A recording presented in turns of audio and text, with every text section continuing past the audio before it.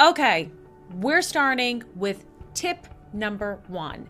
And that is, I always stress, clear up the words.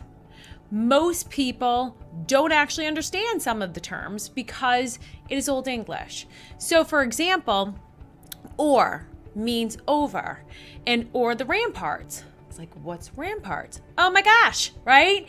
Ramparts is, just to clear it up with you all, it's a walled-in city. It also could be an embankment. So essentially, in those times when this was written, and even nowadays, I guess you could say, a lot of cities would have enclosements in order to protect it. So you'd have a big wall and you have a pathway there where cannons could go and people could walk on.